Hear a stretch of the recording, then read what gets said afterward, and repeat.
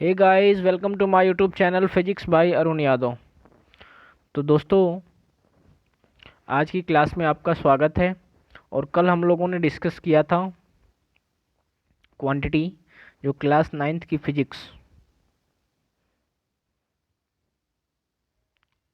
Physics की class में हम लोगों ने क्वांटिटी को डिस्कस किया था। और उसमें हम लोगों ने दो क्वांटिटीज़ के बारे में डिस्कस किया था। पहला fundamental quantity and second one is derived quantity. तीसरी क्वांटिटी हमें डिस्कस करना था फिजिकल क्वांटिटी, जो कि आज की इस वीडियो में हम लोग डिस्कस करेंगे। तो चलिए वीडियो को पूरा देखेंगे, स्टार्ट करते हैं। तो हेडिंग बनाइए physical quantity. Physical quantity Hindi में इसको बोलते हैं भौतिक राशियां।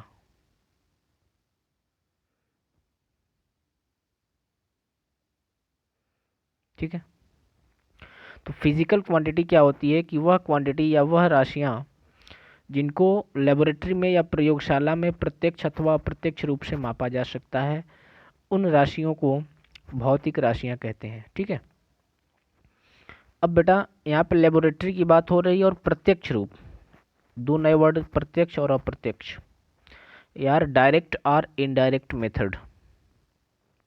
तो प्रत्यक्ष का मतलब ये होता है कि जिन राशियों को हम अपनी आँखों की सहायता से मेज़र कर सकते हैं कि उसकी इतनी लंबाई है, उसकी इतनी चौड़ाई है, उसका इतना द्रव्यमान है, तो इस मेथड को हम लोग प्रत्यक्ष मेथड कहते हैं।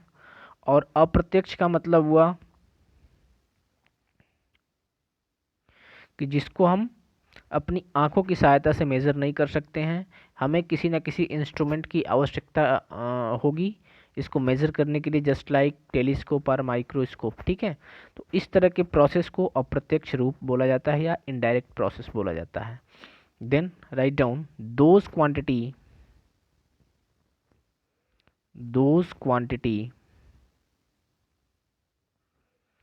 which can measured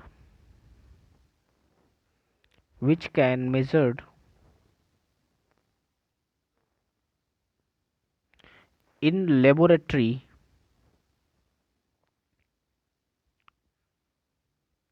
with direct or indirect process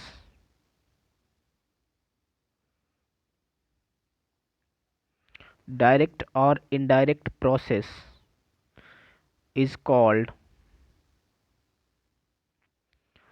physical quantity। Physical quantity. ठीक है। तो those quantity which can be measured in laboratory with direct और indirect process is called physical quantity. Direct process या direct method को हमने बताया अभी कि जिसको हम लोग अपनी आंखों की सहायता से क्या कर सकते हैं, मेजर कर सकते हैं कि this quantity has certain mass, certain length, certain width, certain time period. then this type of process is called direct process, and those process which is measured with the help of some instrument just like telescope or microscope is called what, indirect process। तो direct process और indirect process I hope आपको समझ में आया होगा। तो Hindi medium वाले student लिखेंगे कि जिनको प्रयोगशाला में वह राशियां जिनको प्रयोगशाला में प्रत्यक्ष अथवा अप्रत्यक्ष रूप से मापा जा सकता है, उन राशियों को भौतिक राशियां कहते हैं। ठीक है, आगे बढ़े। On the basis of measurement of the quantity, physical quantity has further divided into 3 categories. तो फिजिकल क्वांटिटी 3 तरह की होती है। पहला स्केलर क्वांटिटी। स्केलर क्वांटिटी इसको हम लोग हिंदी में बोलते हैं अदिश राशियां। सेकेंड वन वेक्टर क्वांटिटी, इसको हम लोग बोलते हैं सदिश राशियां। And third one is tensor quantity, इसको हिंदी में बोलते हैं प्रदिश राशियां।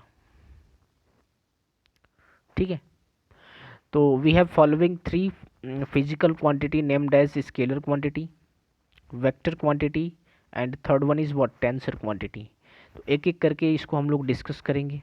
ठीक है, तो आइए आगे बढ़ते हैं। फर्स्ट हेडिंग बनाइए, पहला स्केलर क्वांटिटी। स्केलर क्वांटिटी यानी इसको बोला जाता है अदिश राशियां, अदिश राशियां। ठीक है, तो बेटा अदिश राशियां क्या होती है कि वह भौतिक राशियां जिनको व्यक्त करने के लिए, suppose that this is a body having certain mass m, ठीक है, m is the mass of the particular body. तो स्केलर क्वांटिटी वो होंगी कि those physical quantity which can be measured with the help of only magnitude not any direction is called scalar quantity. अब ये body है जिसका मास m है, तो इस मास m को हमें रिप्रेजेंट करने के लिए यानी व्यक्त करने के लिए या मापने के लिए हमें केवल और केवल मैग्नीट्यूड बताना है, परिमाण बताना है। परिमाण का मतलब ये हुआ कि उसकी आंकिक वैल्यूज़, न्यूमेरिकल वैल्यूज़। ठीक है, मान लो 2 kg is the mass of that particular body, then 2 kg is what, 2 is numerical values of this body. तो इसके लिए हम लोग केवल और केवल मैग्नीट्यूड या परिमाण की आवश्यकता होती है व्यक्त करने के लिए यानी एक्सप्रेस करने के लिए। तो उन फिजिकल क्वांटिटी या भौतिक राशियों को बोला जाता है क्या, स्केलर क्वांटिटी। ठीक है, then write down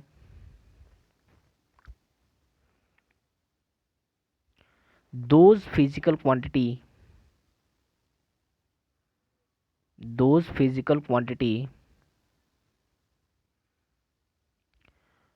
which can measured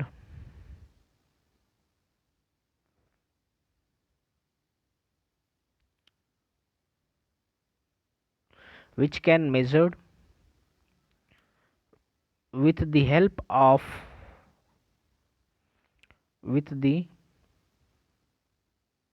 help of magnitude only,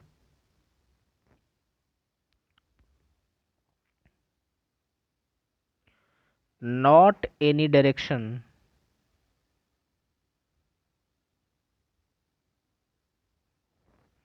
is called scalar quantity. ठीक है बेटा, हिंदी वाले लिखें कि वह भौतिक राशियां जिनको व्यक्त करने के लिए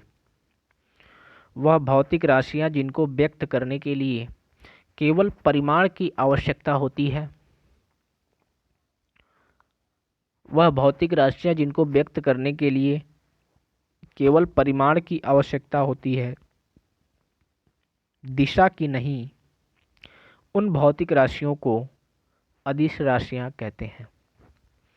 ठीक है, अब इसका एग्जाम्पल क्या होगा, मास यानी द्रव्यमान।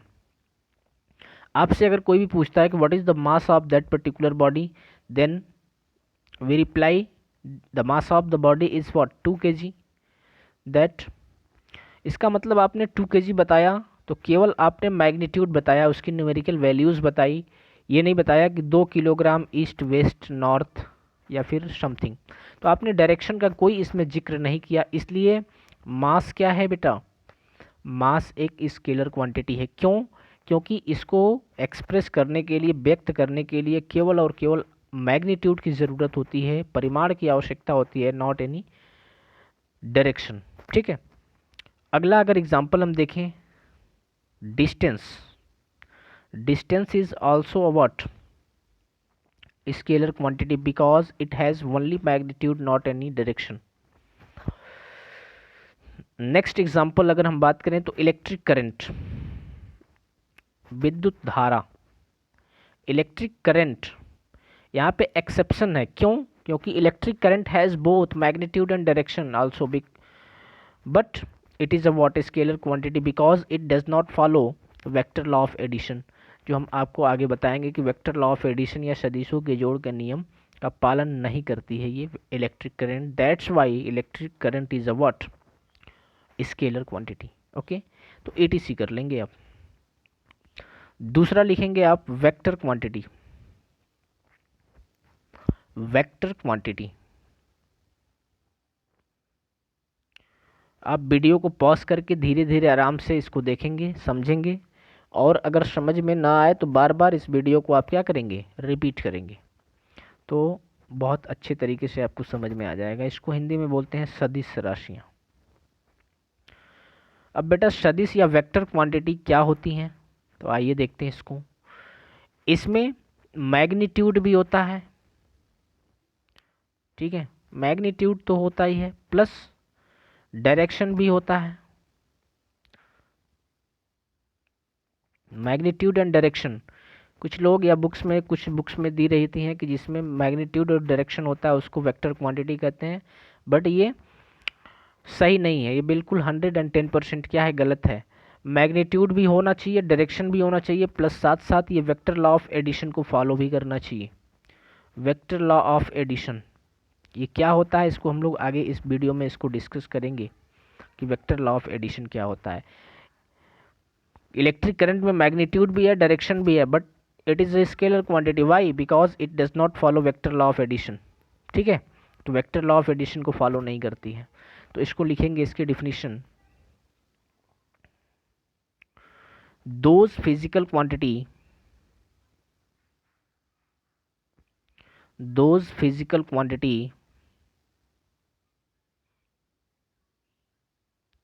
which can express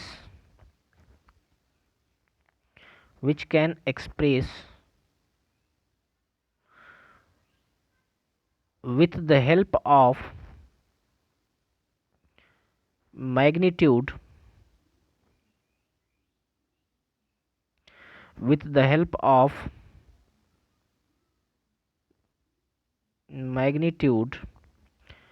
and direction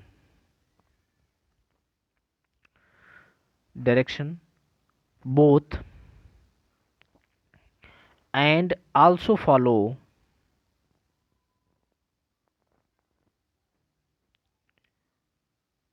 vector law of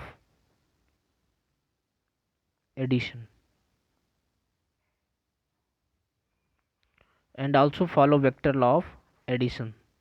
then this type of physical quantity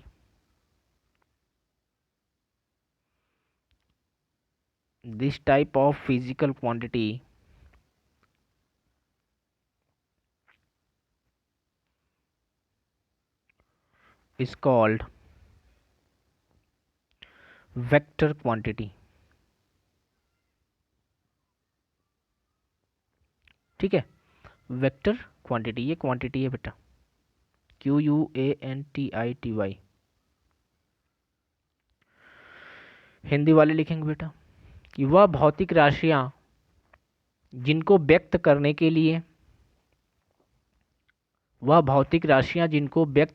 लिए परिमाण के साथ साथ दिशा की भी आवश्यकता होती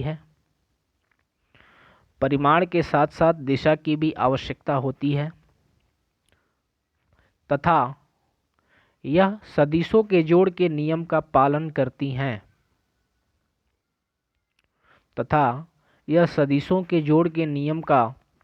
पालन करती हैं। तो इस प्रकार की भौतिक राशियों को सदिश राशियां कहते हैं। ठीक है,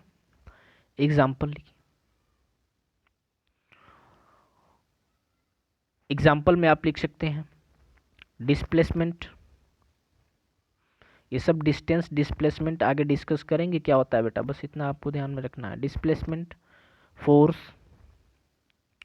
वेलोसिटी हो गया। वेलोसिटी के बाद आप लिखेंगे एक्सीलरेशन, ETC इत्यादि। ठीक है, तो ये हमारा वेक्टर क्वांटिटी कंप्लीट हुआ। अगला आप हेडिंग बनाएंगे टेंसर क्वांटिटी। टेंसर क्वांटिटी यानी प्रदिश राशियां। तो ये क्या होती हैं बेटा, कि बेटा इसमें मैग्नीट्यूड भी होता है एंड प्लस डायरेक्शन भी होता है। ठीक है, मैग्नीट्यूड एंड डायरेक्शन बोथ इसमें प्रेजेंट होता है, बट अगर डायरेक्शन को आप चेंज कर दो तो इसका मैग्नीट्यूड भी चेंज हो जाता है। ठीक है ना, जैसे suppose that this is a rod having length L, तो अगर इसके रॉड के बिल्कुल मिड पॉइंट यानी एक्सिस से, इसके मिड एक्सिस से मिड पॉइंट से अगर इसका moment of inertia find out किया जाता है तो ml² / 12 आता है। बट अगर इसके डायरेक्शन को चेंज कर दिया जाए, इसकी एंड पॉइंट से अगर इसकी मोमेंट ऑफ इनर्शिया यहाँ से आप रोटेट करेंगे, अगर इसके बीच से आप कोई रॉड लीजिए, इसके अगर बीचों बीच से आप रोटेट करेंगे तो इसका जो मोमेंट ऑफ इनर्शिया आएगा दिस इज ml² / 12। बट अगर इसके किसी भी एक सिरे से एंड पॉइंट से अगर आप इसको पकड़ के रोटेट करेंगे तो इसका रोटेशन यानी मोमेंट ऑफ इनर्शिया आता है ml² / 6। तो आपने डायरेक्शन जैसे ही चेंज किया बेटा, इसके मैग्नीट्यूड चेंज हो गया कि नहीं। तो इस तरह की क्वांटिटीज़ को बोला जाता है टेंसर क्वांटिटी। तो लिखेंगे those physical quantity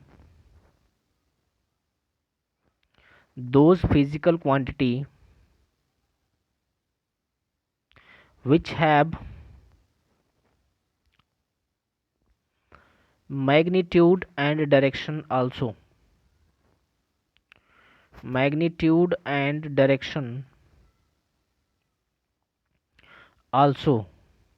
but if we change the direction of this quantity,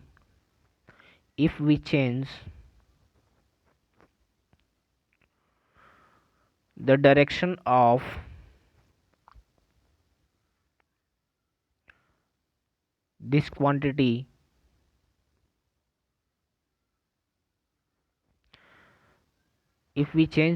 of this quantity, then magnitude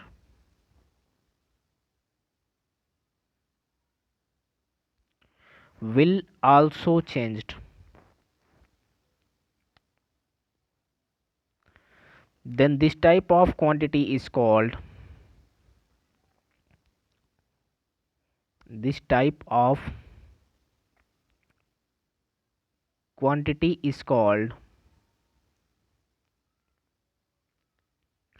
tensor quantity. Example में मोमेंट ऑफ इनर्शिया,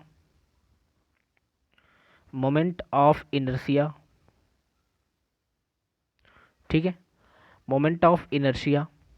अभी आपको मैंने बताया रॉड का देखकर, ये रॉड कि अगर मिड पॉइंट से आप उसको रोटेट करेंगे तो उसकी मोमेंट ऑफ इनर्शिया कुछ और आएगी, अगर उसके एंड पॉइंट पे से रोटेट करेंगे तो उसकी मोमेंट ऑफ इनर्शिया कुछ अलग आएगी। ठीक है, तो टेंसर क्वांटिटी ये रही। अब इसको हिंदी मीडियम वाले लिख लेंगे जल्दी से।